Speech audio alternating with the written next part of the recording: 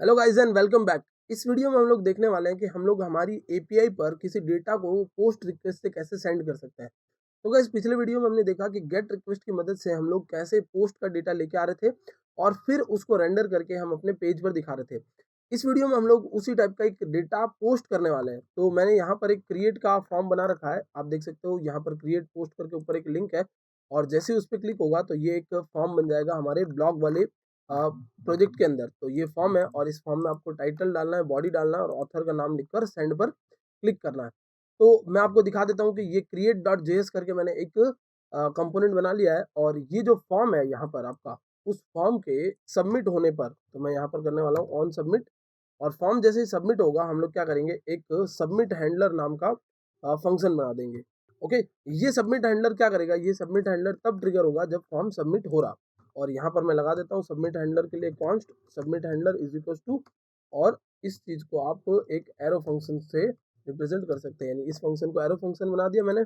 और साथ साथ में मैं यहाँ इवेंट हैंडल करूंगा। तो यूजर जब उस पर क्लिक करेगा तो हम लोग क्या करेंगे कि इवेंट हैंडल करेंगे और इस इवेंट की मदद से हम लोग चेक करेंगे कि यूजर ने फॉर्म सबमिट किया है कि नहीं किया। तो यूजर जैसे ही फॉर्म सबमिट करेगा, सबसे पहला काम जो होगा वो होगा इवेंट डॉट प्रिवेंट डिफॉल्ट। ये इसलिए कर रहे हैं हम लोग ताकि हमारा यूजर जब भी फॉर्म पर क्लिक करे तो यूजर के क्लिक होने पर ये जो फॉर्म है वो रिलोड ना हो जाए। Event dot prevent default, user के क्लिक करने पर ये फॉर्म रिलोड ना हो जाए। तो चलिए देखते हैं, एक बार यूजर यहाँ क्लिक कर रहा है और मैं इधर कंसोल भी खोल लेता हूँ साइड में ताकि हम लोग चेक कर सकें कि क्या हो रहा है एक्चुअली। और ये जो डेटा है मैं उसको एक बार रैंडमली फिल कर देता हूँ। क्लिक किया तो आप देख सकते हो फॉर्म रिलोड नहीं हो रहा है। तो अब फॉर्म रिलोड तो नहीं हो रहा है, बट नेक्स्ट जो आपको करना होगा वो ये करना होगा कि आपको यहाँ पर कुछ वेरिएबल बनाने होंगे, जैसे कांस्टेंट टाइटल, ताकि यूजर के दिए हुए टाइटल को आप उठा सको। तो इवेंट डॉट टारगेट और event dot target dot title आपको उठाना होगा। Event dot target dot title dot value, ये हम लोग पिछले काफी वीडियोस में कर भी चुके हैं। तो हम लोगों ने क्या किया है, यहाँ पर इनपुट को एक नेम दे रखा है टाइटल, और उसी तरीके से इनपुट को नेम दे रखा है बॉडी, और एट द एंड इनपुट को नेम दे रखा है ऑथर।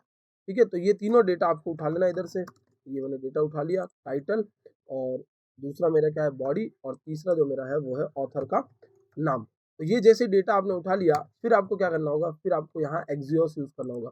ऊपर ही जो मैंने कमेंट कर रखा है उसको अनकमेंट कर देता हूँ। और एक्सियोस यूज करने के लिए आपको क्या करना होगा, एक्सियोस डॉट पोस्ट, इस मेथड का यूज करना होगा। और पोस्ट में आपको वो यूआरएल पास करनी होगी जिस पे आप डेटा पोस्ट करना चाहते हो। तो डेटा पोस्ट करने के लिए हम सेम इसी यूआरएल का यूज करने वाले हैं। तो इसको मैं कॉपी कर लेता हूँ और यहाँ पेस्ट कर देता हूँ। तो ये पहला पैरामीटर जो पोस्ट का होता है वो तो होता है कि यूआरएल कौन सी है। सेकंड एक पैरामीटर होता है जिसमें आपको बताना होता है कि आपका एक्चुअली डेटा कौन सा है। तो यहाँ आप डायरेक्ट ऑब्जेक्ट पास कर सकते हैं, और डायरेक्ट ऑब्जेक्ट में आप इस तरीके से लगा सकते हैं टाइटल, फिर बॉडी एंड देन ऑथर। तो जिस नाम से आप डेटा पास करेंगे उसी नाम से ये डेटा यहाँ से आकर इधर फैच हो जाएगा और उसी की और वैल्यू के पेयर में ये चला जाएगा। ये पहला तरीका है। दूसरा तरीका क्या कर सकते हैं हम, तो दूसरा तरीका एक बार मैं रिक्वेस्ट हिट कर देता हूँ, फिर मैं आपको दिखाऊंगा। और यहाँ पर लगाएंगे देन, और देन में मुझे क्या मिलेगा, तो रिस्पॉन्स मिलेगा। तो मैं इधर ले लेता हूँ रिस्पॉन्स, और रिस्पॉन्स में मैं हैंडल करूंगा कि जब मुझे रिस्पॉन्स मिले तो मैं कंसोल में लॉक करवा कर दिखाऊं कि क्या रिस्पॉन्स मिला है। ओके, तो रिस्पॉन्स, और फिर जैसे आपको रिस्पॉन्स मिलता है तो कंसोल में लॉक कर लीजिए रिस्पॉन्स को। और आपको अगर एरर मिलता है, सपोज अगर मुझे यहाँ पर एरर मिलता है तो मैं किससे कैच करूँगा, कैच वाले इस मेथड से। और एरर हम लोग कैसे कैच करने वाले हैं, तो एरर को कैच करने के लिए हम लोग कंसोल लॉक करवा देंगे कि क्या एरर आया है। Okay, console dot log error. तो चलिए ये हमारा पहला काम हो गया, हमने इतना बेसिक सेटअप कर दिया है। और अब मैं यूज़र को बोलता हूँ कि वो डेटा फिल करे और क्लिक करे। यूज़र आया यहाँ पर, और टेस्टिंग नाम का टाइटल, और बॉडी रख देते हैं मैं टेस्टिंग द डेटा। ओके, और ऑथर का नाम क्या है, ऑथर का नाम है टेस्टर। ओके, चलिए, और मैं सेंड पे यहाँ क्लिक करता हूँ। तो जैसे ही सेंड पे क्लिक करेंगे यहाँ कुछ ये एरर दिखा रहा है। चलिए देख लेते हैं एक बार इस एरर को। क्या एरर दिखा रहा है, ये दिखा रहा है कि टाइटल इज नॉट डिफाइंड। चलिए हम लोग चेक कर लेते हैं कि टाइटल नॉट डिफाइंड का ये जो एरर है उसका रीज़न क्या है। तो एक बार चेक करते हैं, इधर हमारे पास टाइटल लिखा हुआ है, इवेंट डॉट टारगेट की स्पेलिंग हमने गलत कर रखी है। जो टारगेट है उसको सही स्पेल करेंगे तो ये सही हो जाएगा। देखते हैं अब, यूज़र आया, फिल किया डेटा, और जैसे यूज़र ने फिल किया कुछ देर बाद आपको यहाँ पर रिस्पॉन्स दिख जाएगा। ये देखिए, ये आ गया रिस्पॉन्स। और रिस्पॉन्स में क्या बता रहा है, कौन सी यूआरएल हिट हुई है, कौन से मेथड से हिट हुई है, और साथ साथ में ये डेटा भी दिखा रहा है। अब ऑब्वियसली ये डेटा की जो एंट्री है वो वहाँ पर नहीं हुई है, बस ये एक डमी डेटा है जो एंटर हो रहा है ताकि आप टेस्ट कर सको, ताकि आप अपना जो भी लर्निंग फेज है उसमें आप लोग टेस्ट करके देख सको कि कैसे पोस्ट रिक्वेस्ट हिट की जाती है। तो आप देखिए ऑथर, बॉडी, आईडी एक नई जनरेट हुई है और टेस्टिंग नाम से टाइटल गया हुआ है। अगर आप वापस गेट करोगे तो ये डेटा आपको नहीं मिलने वाला, बिकॉज ये वहाँ पर स्टोर नहीं किया गया है। और स्टेटस मिल रहा है 201, यानी रिसोर्स क्रिएटेड सक्सेसफुली। अब जैसे ही ये काम हो जाता है आपको क्या करना होगा, अगर सब कुछ सही से हो गया है तो आपको ये जो इवेंट डॉट टारगेट है उसमें एक फंक्शन चलाना होगा, इवेंट डॉट टारगेट में रीसेट नाम का। रीसेट क्या करता है गाइस, रीसेट जब भी कॉल होता है वो इस फॉर्म को रीसेट कर देता है ताकि आपको यूजर को पता चले कि हाँ मेरा डेटा सबमिट हो चुका है।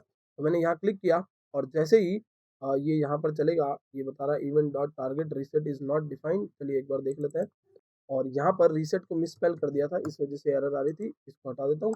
अब क्लिक किया मैंने और देखिए जैसे ही रिस्पॉन्स आया यहाँ से डेटा रीसेट हो चुका है। और अगर आपने कुछ एरर क्रिएट की होती, जैसे मैंने यहाँ पर ये नहीं लगाया होता, ऑब्जेक्ट मैंने नहीं लगाया, जस्ट इतना सा रखा है, और अब मैं वापस यहाँ पर रिक्वेस्ट हिट करता हूँ तो देखिए इधर मैंने डेटा फिल किया, जस्ट रैंडम कुछ भी डेटा डाल रहा हूँ और फिल किया तो ये देखिए एम्प्टी जो डेटा है वो चला जाएगा, वहाँ पर कोई भी डेटा नहीं जाएगा। तो डेटा यहाँ पर सेकंड आर्ग्यूमेंट में फिल करना मैंडेटरी है। और जो इसका दूसरा तरीका वो ये है कि आप यहाँ पर कॉन्स्ट बना लो एक डेटा नाम से, और उस ऑब्जेक्ट के अंदर ये सारी की सारी चीज़ें असाइन कर दो। तो टाइटल, बॉडी और ऑथर, ये सारी चीज़ें आपने असाइन कर दी है, और फिर आप यहाँ पर कॉमा सेपरेटेड डेटा लिख दोगे। अब ये जो डेटा है वो एक्चुअली यहाँ पर क्या है, जावास्क्रिप्ट ऑब्जेक्ट है, और ये कन्वर्ट होकर बन जाएगा किसमें, जेसन स्ट्रिंग में बन जाएगा जब इसको भेजा जाएगा, यूआरएल के थ्रू हिट किया जाएगा। और फिर से एक बार ट्राई कर लेते हैं हम लोग। तो यहाँ पर आया बंदा और उसने एक डेटा फिर से डाला टेस्टिंग, और टेस्टर नाम का ऑथर है, और सेंड पर क्लिक किया। तो जैसे सेंड पे क्लिक हुआ तो आप देख सकते हो वहाँ पर यूआरएल हिट हो गई, और इस बार भी सेम टाइप से डेटा गया। तो आप यहाँ पर इंडिविजुअल एक ऑब्जेक्ट भी पास कर सकते हो, या उस ऑब्जेक्ट का रेफरेंस एक वेरिएबल भी यहाँ पास कर सकते हो। तो गाइस इस तरीके से आप एक पोस्ट रिक्वेस्ट को हैंडल कर सकते हो और अपना डेटा सर्वर पर पहुंचा सकते हो। That's it for this video, thank you so much.